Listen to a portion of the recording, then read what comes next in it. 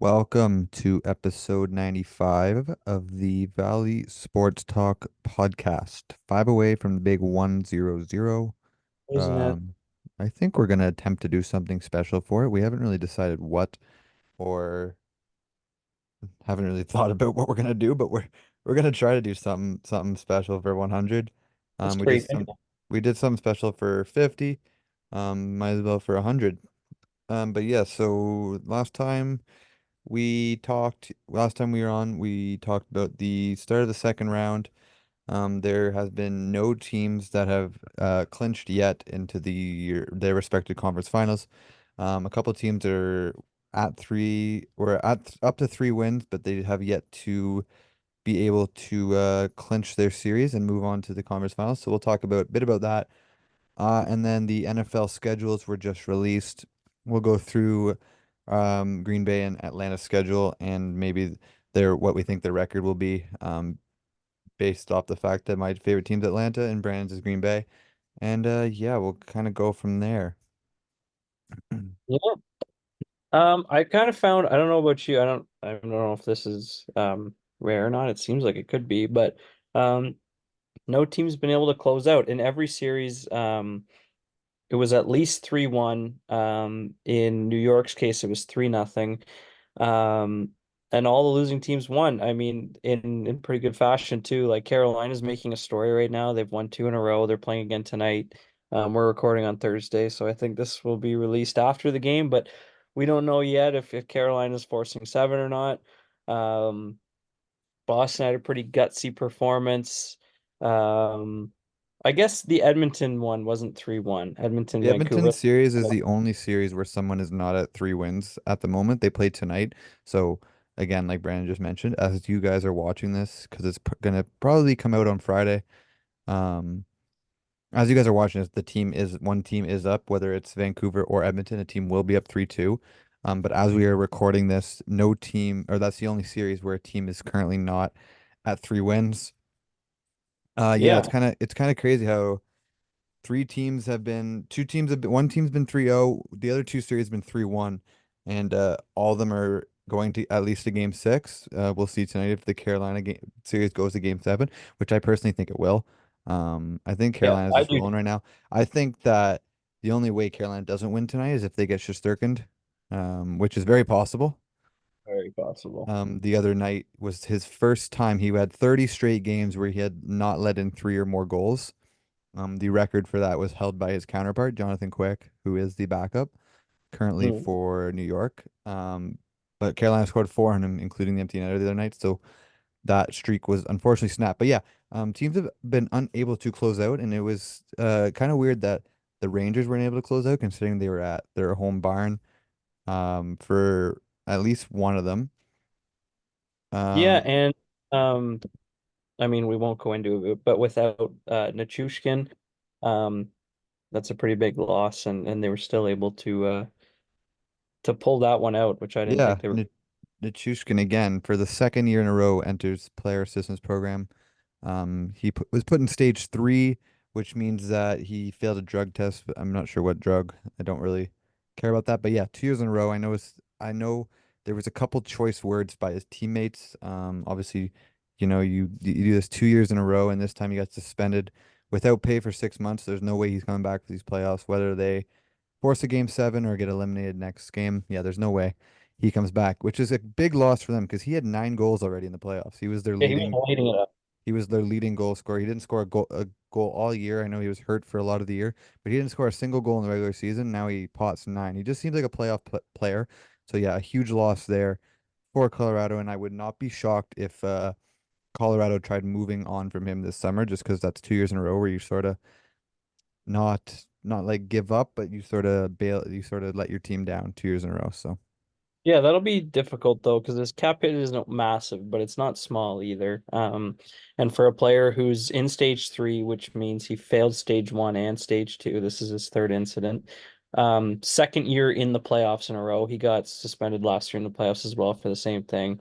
Um, Going to be pretty hard to move a player like that, even though when he does play, he's pretty electric.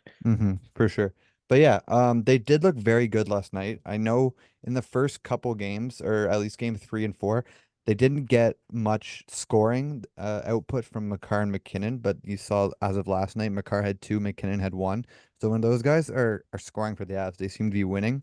Do you think that obviously they're the keys, but could you see do you see the Avalanche first coming back, and will the depth scoring sort of pick up? We know Miles Wood scored the overtime winner.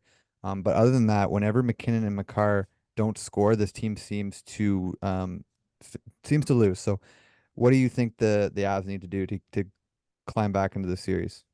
I think the most important thing is scoring first. They haven't scored first this series yet. I was watching the They game haven't last. scored first in seven out of the games, which is the most in the playoffs. And it's Yeah, yeah, it's been pretty apparent, and I mean, apart from game five, even the big dogs weren't playing well. Like I think those were McCarr's first points of the series. McKinnon had one goal this series. Rantanen had one goal this series before last night.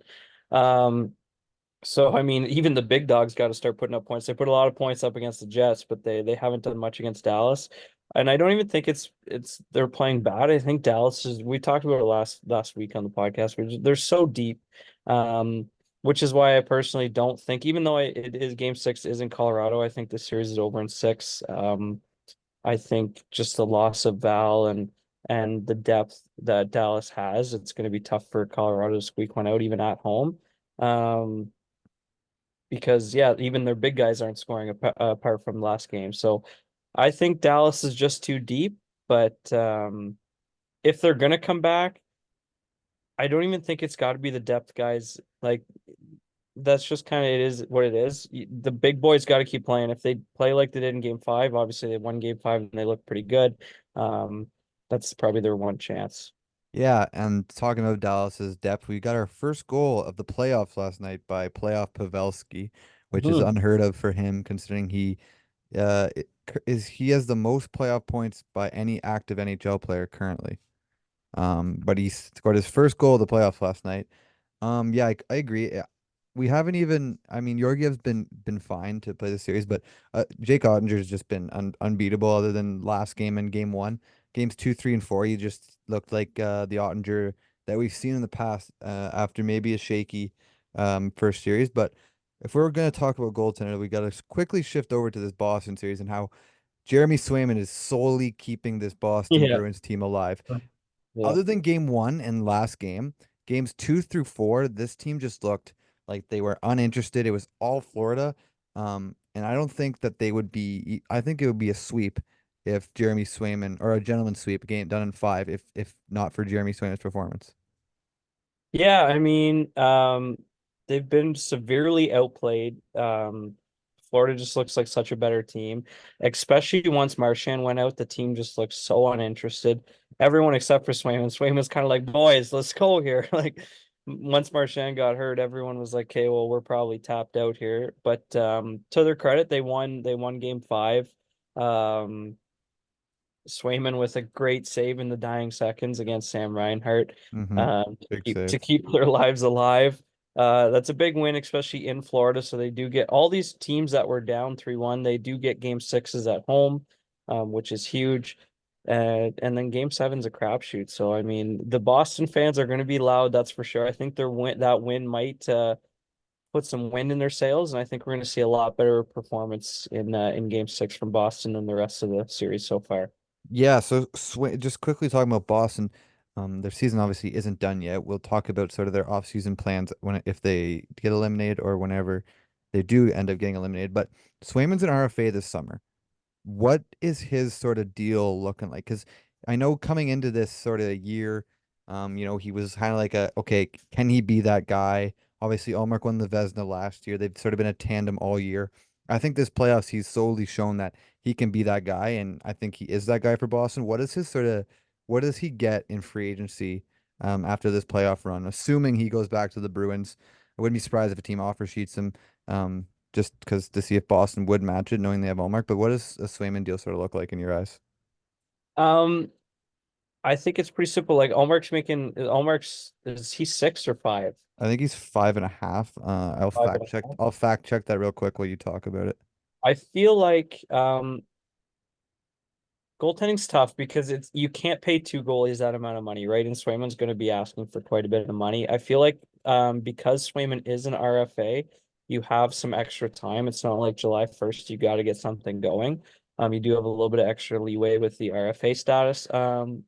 So I feel like the most important thing for Swayman and Boston is finding an Allmark trade, Cap hit is 5 even. five even. Yeah, I feel like you gotta find a trade for Allmark wherever that is, before you can get a deal done with Swayman. And then Swayman's making like league mill right now, league min, sorry, and Allmark's making 5 mil. So if you put those together, you got about 6 mil. I think that's a pretty good deal for Swayman, maybe a little bit more to the 6.5 range. But I feel like if you trade Allmark, you can use Allmark's salary to get a Swayman deal done. But I do think it's going to be um a long-term deal. I see like a 6 years, like 6.5, Yeah, I something. was I was around that range, and Swayman or Allmark has a modified no trade. We already saw them try to deal him this trade deadline to LA, but he blocked that. I think that Allmark gets moved this summer after this sort of playoff run we've seen from Swayman. Um, Debating what depending on what team he goes to, obviously, since he does have that modified no trade. It goes down to it's at a 16 currently. For whatever reason, it goes down to a 15 this off season, so he loses one team off that no move clause. But yeah, Swayman's 24. I think he's maybe turning 25 soon. He's proven that he's that guy. Um, Yep. Boston's got to lock him up. But I also would not be surprised if I see a team maybe throw a 3-year deal at him, a 2-year deal at him, like with maybe 8 mil, just so Boston that match, whatever. if Whatever. I think Boston has to match whatever it is, unless it's like a crazy amount of money, um, where they just decide they want to roll Allmark for the next 2 years of his cap and deal from then. But if a team maybe offers him like a 1-year deal of 10 mil and then maybe tries to get a maybe if Boston offer sheets him, then Swayman's a UFA 1 year earlier, right? Yeah, Interesting to see. yeah. A team could just pull some antics like that just to get this guy on the UFA market a bit earlier. But yeah, But I don't think an Allmark trade will be hard because even though he does have the no trade clause, he's still not super old. He's like 30. what, 29? If He's he's 30. 30. He's just had the two best years of his career, and he knows that so did Swayman. And he's going to be a 1B backup, and if the team makes playoffs, he won't be playing. So if you're in your prime like that, you he knows the situation he's in, and home won't be Boston. I don't No, think I don't think so either. Considering they already tried to move him this trade deadline, yeah. um, I don't see, especially the way Swindon's been playing. But yeah, moving on to a series that is tonight, 3-2 Rangers, Hurricanes. Hurricanes look like completely different teams the last two games. Obviously the Carolinas motto is just put the puck on net. Doesn't matter where it is, just shoot the puck. So, um, Shesterkin has been playing well, but his save percentage is a bit skewed due to the way the Carolina Hurricanes play, where they just literally the puck's on your stick, it's going towards the net. They've had almost 40 shots, or if not 40 shots every game. Does this go to game 7 tonight? I believe it does. And it's just because this series deserves to go seven. Like I know Carolina won was down 3-0, but they probably shouldn't have been. Um, Power like play. Let's talk. If we want to yeah, talk, yeah, they are the yeah, only team in round two that has a power play percentage under 25%, and they're at like 10%. yeah. I think Honestly, they're like 1 for 10 in the series. it's ridiculous. I think they're getting is Pesci. I think Pesci might be playing tonight. Maybe he's back. I will Um, check. I'll check I the haven't heard yet. I know they were saying he might be. He was skating with a non-contact jersey, which is huge. Uh, non-contact or contact. with a contact jersey on. Sorry. Um, that would be a big add. Obviously, their power play's not been great, but they did close out. Um, was it game four with a power play goal, which might get them going. They Maybe. started getting up scoring. Like we talked you literally last podcast, you said Stahl needs to do something, and he scored a big goal in game five. Um, And this series deserves it. It should be a 3-2 series one way or another. So I don't think that New York's choking this by any means. It's probably the way the series should be at this point. Um, I do think that the pressure is on New York just because this one's in Raleigh. The fans are always nuts there. And then game seven, I don't really think home ice has an advantage in game seven. It's kind of just a crapshoot. So I Brett think, Pesce, sorry, I don't want to jump in. Brett yeah, Pesce will not play. he's not playing. Okay, well, he's close. If they can make it to a game seven, maybe he'll be back. But it is power play for the Carolina Hurricanes. If their power play can score, um, they're looking in a good spot because the two games they won, they scored more than 3 goals on Shesterkin, and every game they lost, they scored less than 4 goals on Shesterkin. So four is that magic number. If they can get to four, um, they're looking at a good spot because Freddie Anderson, he has been the second best goalie in the series, but he's been good enough to give his team a chance to win. Yeah, for sure. The one thing I've been down about Freddie about is that he doesn't this playoffs he seems to make the save, but he can't make that one save, and that save he can't make has been the reason that they've lost. There's been a couple of goals.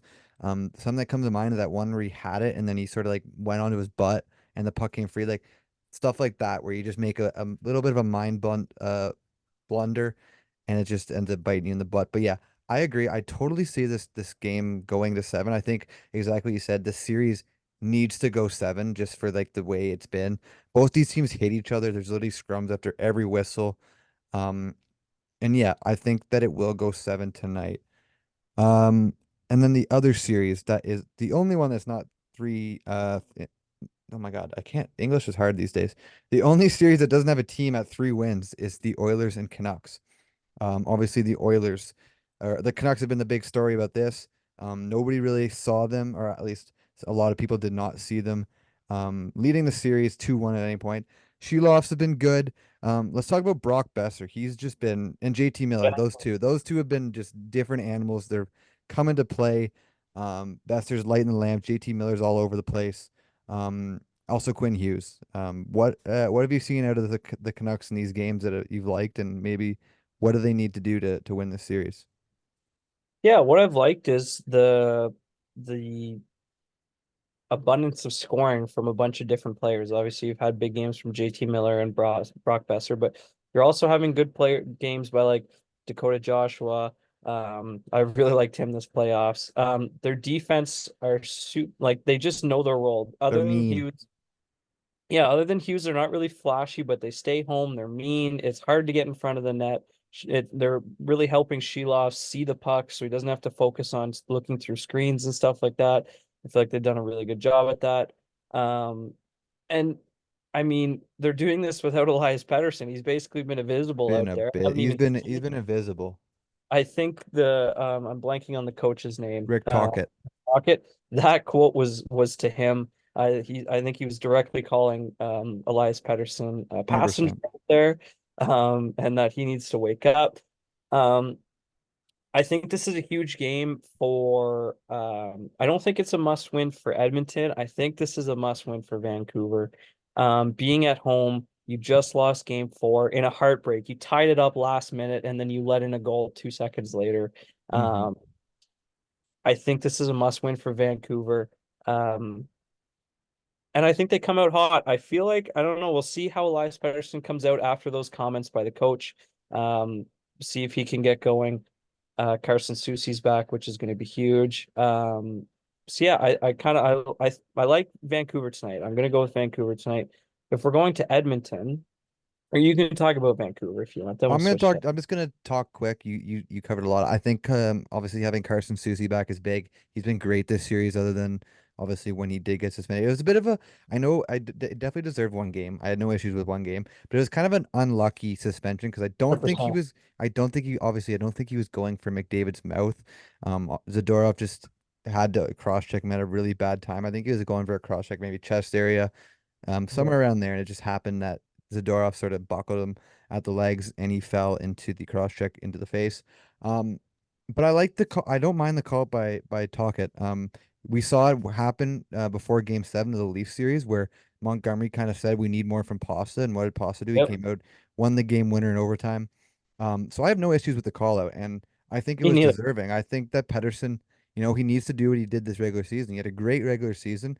He was uh he was electric on the ice all regular season. I think he needs to go back to that. I think he is under the weather still, or he's still recovering from that. Um, but yeah, I think tonight will be a big game for him. And yeah, going to Edmonton. So they are rolling again with Calvin Pickard. Do you like the move? Obviously, they won last game. Obviously, after he wins that game, I think you have to roll with him. But what happens if they lose tonight? Do they go back to Stewart or do they roll with Pickard? It's such a hard decision. You've been saying it all playoffs that you don't fully trust Skinner, and he's kind of given you that ammo. He has not been good. Um, I was listening to other podcast actually, and in goaltenders that have played more than 20 career playoff games, he has the second worst save percentage in NHL history. Um, yeah, he hasn't been great. Um, I don't know. It's tough if you lose this game. If you lose this game, Jack Campbell. No, I'm just kidding. But He is if on the you roster. he is on the roster. If you lose this game, I think it depends on how Pickard plays because it's going to be a nasty environment in Vancouver. They're going to go nuts, especially because they really need this game. You don't want to go down 3-2 going back to Edmonton. If Pickard plays good in a loss, I think you stick with him. If he kind of messes up a little bit, I do go back to Skinner just because he is your number one goalie, so you live or die with it, I think. Um, I just want to see what Pickard does tonight because even though he was really good last night, I feel like he wasn't really challenged. I think Edmonton's defense really played a really good defensive game, and he never really had um, a bunch of high danger chances where he had to scramble and make big saves. He was just kind of steady, which is, I mean, you can only save the shots that come at you. But I think this is a big game in determining Pickard's I future. I really want to see Edmonton. Sorry that I started that sentence wrong. I need to see more depth scoring from Edmonton. Oh, Um, 100%. Even if they get out of this round, they're gonna play Dallas most likely. Watch Colorado's Yeah. gonna come back. Even if you play Dallas or Colorado, Dallas has their depth has been there. Dodonov, Pavelski, Sagan, they've all been great. Um, it feels like it's only been Hyman, Nugent Hopkins, Draisaitl, McDavid. That's it. That's and Bouchard the odd time. I need some guys like Dylan Holloway, Warren Fogle, who has not looked very good. I need guys like that to sort of step up if they want to go or if they want to win tonight. I think guys other than Draisaitl, McDavid have to get it done. Oh, we lost Brandon.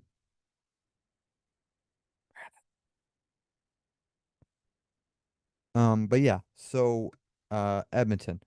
I like Pickard starting. As I've said throughout the playoffs, I do not trust Jack Campbell. I'm not a big fan of the Stuart Skinner. Oh, and I'm back to myself. Um, but yeah, I think I need a lot more depth scoring out of the Edmonton Oilers as we wait for Brandon to join back in. If you are not subscribed, make sure you subscribe to never miss a upload of the Valley Sports Talk podcast. Um, most episodes come live Fridays at 3 p.m. Eastern. And yeah, we'll just slowly wait for Brandon to come back in as he is currently texting me. So,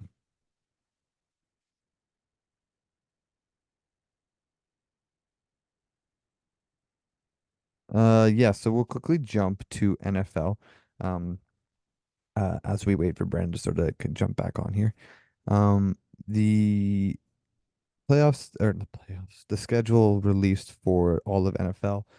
As we said at the start, we're going to go through Green Bay and Atlanta, um, because those are mine and Brandon's favorite teams. To start off, we'll go through Atlanta. So Atlanta has three preseason games, obviously. They open their season at home, week one against Pittsburgh. Then they go week two to Philly. Week three back at home versus KC, which will be a very good game. It's actually Sunday Night Football. First primetime game. Oh no, they have Monday Night Football the week before. I lied. Week four, home against New Orleans. Week five, home against Tampa. Week six at Carolina. Week seven, home to Seattle. Week eight at Tampa. Week nine, they are home to Dallas. Week 10, they go to New Orleans. Week 11, they go to Denver. Week 13, they go to LA, or the LA comes to them, sorry.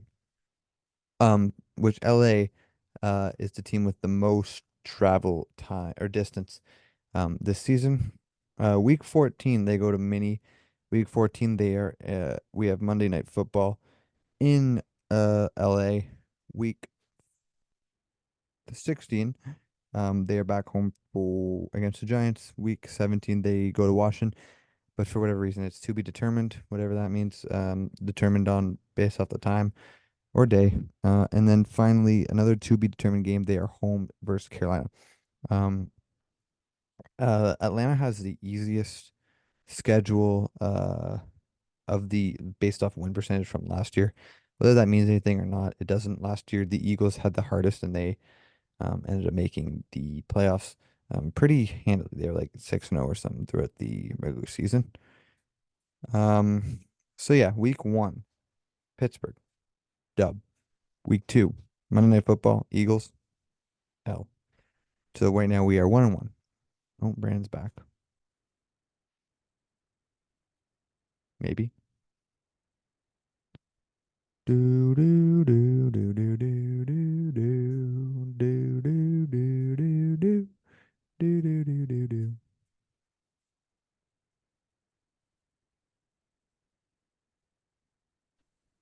Are we back? You're back. Hey, Wi-Fi gave out. I can't hear you. The Wi-Fi. Oh, I'm not muted. Hello? Good? Yeah. Did you just pause it? No, I kept it going. I was just talking to the I was talking to myself. Oh, cool. I just Oh, basically went through Atlanta's schedule and I was currently going through I was at week 2. I was going through whether I thought they're gonna win or lose, just giving a quick one. But what I was gonna do, I was gonna read off Atlanta's schedule to you, and you're gonna give me a win or loss, and then we're gonna do that for Green Bay, but you're gonna read Green Bay's schedule to me, and I'm gonna say win or loss. okay. Okay, so week 1, they are home to the Pittsburgh Steelers.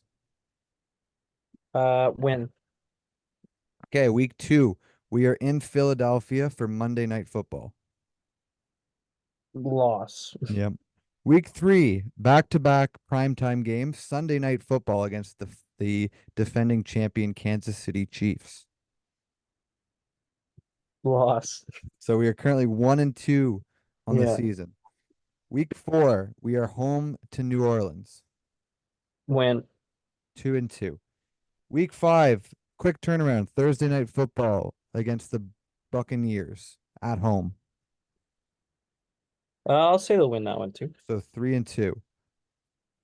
Week 6, we travel to Carolina. That'll be a win as well. So 4-2. Week They're on a 7, heater. back home to Seattle. They'll win that one as well. So 5-2. Week 8, we travel to Tampa. There's your loss. So 5-3. Mm-hmm. Week 8, we go to Dallas. Oh no, week 8, Dallas comes to us. Dallas sucks. You'll take that. So 6-3. Week Yeah. 10, we go to the other Mercedes-Benz Superdome in New Orleans. Loss. So we are 6-4. Yeah, 6-4. 6-4. Heading into week 11, we go to the Mile High City in Denver. Loss. So 6-5. Week 13, the LA Chargers, who I mentioned as you were gone, have the most travel miles by any team this year. They Yeah. come to Atlanta. Yeah, that's tough. That's a lot. That's a win. Sorry, that's a Seven win. and five. Week 14, mini. We are in mini. Kirk Cousins return. Kirk Cousins return. Kirk Cousins losing his return game. So That's a it's a win. win. So eight and Yeah. five. Yeah. Week 15, we have primetime Monday Night Football in Las Vegas. Ooh, that's a good one. I'll give you the win. So 9-5. Yep. Week 16, back home versus the Giants. You'll win that one. So 10-5. Yep. Week 17 is to be determined on the time, but we are in Washington. You got to lose a stinker, right? A loss. Atlanta will lose a couple stinkers, so 10 and Yeah. 6. Yeah. And going into week 16, I'm assuming with a 10 and 6 record, we hopefully already have a playoff clinched by then. But week 16, again, a to be determined time, but we are back home against the Panthers. Is that your last game of the season? That is week 18. Isn't there eight? Okay, so there's only 17 games. So I got you 11 and 6. There's 18 weeks, but you get one off week, Yeah. obviously. Yeah, 11 and 6. You Okay. got me 11 and 6 if you're winning that game. Yeah, 11 and 6. So 11 and 6. I would assume that'd be good enough to win the division. I'd hope based off the teams that are in Atlanta's division. But yeah, if you want to pull up Green Bay's schedule Yeah. quickly. Um, I honestly I did not look at anybody's schedules other than like the winning percentages. So I have no idea who Green Bay plays. Obviously, I know they play in division twice. yeah, Green Bay has five primetime games. Nice. Atlanta has four, and last year they had zero. So Yeah, they think they're going to be a little bit better. I think Okay, so. so Green Bay starts the season off in Brazil Yes, I knew that they were in Brazil. against the Eagles. Yeah, Eagles tough week one. Yeah. In Brazil, I'm gonna give them a loss to start the season. 0 and 1. Then they are the home team to the Indianapolis Colts. Yeah, Indy. I see Indy being decent this year. I had them being decent last year. Obviously, they were very close to making the playoffs, but I'll give Green Bay a 1-1 start with a win there. So kind of you. Then they travel to Tennessee to face the Titans. Tennessee has a lot of good weapons, but I don't have full trust in Will Levis, or that defense. So I'll give you a win. So 2-1. Cool. Then we are hosting the Vikings. Vikings are in a bit of a QB purgatory. Obviously, they took JJ McCarthy. I don't think he will be starting at this point. I think it's going to be Sam Darnold. Yeah. So for that, I will give you a win to put you at 3-1. 3 and 1. Then we travel to LA to face the Rams. The Rams, I think, will be decent this year just because it's in LA. I'll give you a loss there. Yeah, fair enough, fair enough. Four and Then two. they're home to the Cardinals. Cardinals, they're still in a rebuild. Obviously, they have Kyler Murray, Marvin Harrison. I'll give you a win. Okay, so we're 4 and 2 right now. 5-2. 5 and 2. 1, 2, 3, 4, 5, 6. There's only been 6 games. We're Oh, 4 and then 2. 4-2. I'll tell you what record I had for them after you go here. Then Okay. they host the Texans. They host the Texans. I'm going to give you a loss there. I think the Yeah, Texans are going to be very good this year. that's tough. 4 and 3. Then we travel to Jacksonville. I'll give you a win. 5 and 3. Then we host the Lions. The Lions, I'm gonna split this series. So spoiler alert, they're probably gonna lose when they go to Detroit, but I'll give you a win at home. Okay, so what are we right now? Six and Six, three. 6 and 3. Then this is where the Packers string off four primetime games in a row. Wow. They travel to Chicago. I'm gonna give you a loss here, Okay. but would not be so like I know they've owned the Bears in the past, but uh, I think the Bears will be respectable this year, especially their offense. Okay, so we're 6 and 4. Yeah. Uh, then we host the 49ers. I'm gonna give you another loss there. Okay, 6 and 5. Then we host the Dolphins. I'm gonna get you can't lose three in a row, all two in a row home games. So I'll give you a win. 7-5, 7-4, 7 and 5. Seven seven and five. five, And seven then and the five. last of the prime times is in Detroit. Yeah, there's your. I said I was gonna split, so there's your loss. 7 and 6. Then they travel to Seattle. Um, I'll give you a win. 8 and 6. Then they host the Saints. Yeah, I'll give you a win too, just because I don't like the Saints. 9 and 6. Then they travel to Minnesota. I think they go 2-0 against Minnesota. Okay, that doesn't happen very often. 10 and 6. And then they host the Bears last week of the season. See, do I think that they're gonna own the Bears again? Did I give you? I gave you a loss, right? You gave a loss last time they played the Yeah. Bears. So they're gonna lose to the Bears both times this year. So you have 10 and 7. I think that's about they're around the record they're gonna be. I went 11 and 6 in my So my you just had thoughts. one. You had just yeah, yeah. I think 11-6, 10-7 is anywhere in that range. Is probably where Green Bay will be. Obviously, they'll be fighting with the. I even think that the Bears could contend this year if Caleb Williams is good. I think the They Bears have the could. weapons. I They think have the the Bears weapons. could contend with both the Lions and Green Bay. And then I think that the Vikings are obviously good. They got Justin Jefferson. They got all that. Um, their defense lost a couple pieces last year, and obviously JJ McCarthy. Will he be good? Will he even start this year? I think he'll start near the latter half of the year, Yeah, probably once they based start. off the fact that I don't think they'll be in playoff contention. No, me too. And just to finish up here, I want to see how well you know the NFL. They're pretty predictable, so I think you will do pretty well Jeez. here. There are three teams this year with six prime times games, which is the most. Yeah. And it's the most prime time games that teams had in a long time, and there's three of them. Can you name the three teams with the most prime time Three games teams. this year? So uh, my first guess, Chiefs.